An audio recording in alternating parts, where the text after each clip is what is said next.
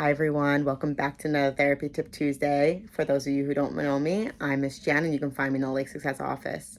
So it's holiday season and everyone's starting to bake and follow some recipes. So let's do that at home while we're working on our language and speech skills.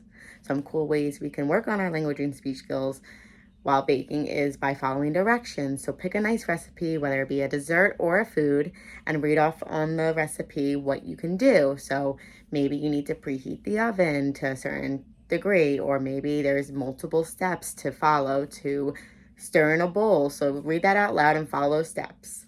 Another way that we can work on our language skills is by working on WH questions. So you can ask your child or read out loud to your child the recipe and then ask them based on what you just read some questions. So you can ask them like, oh, where do we have to put the egg, or where do we have to put the dough? Maybe it has to go in the fridge, maybe it has to go in the bowl.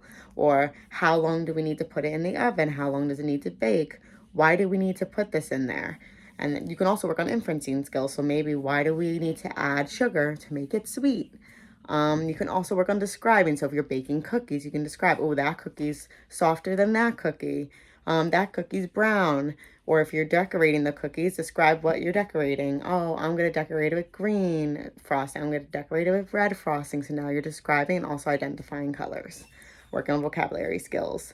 If you're working on articulation, you can go through a recipe and highlight words that have your speech sound in them.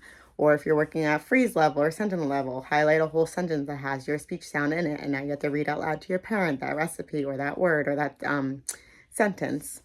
You can also work on fluency. So if you're working on easy onset, read out loud each step or the whole recipe out loud using your easy onset. These are some great ways that you can work on your skills while baking or reading a recipe, and I hope you try it at home. Have a good one. I'll see you next week.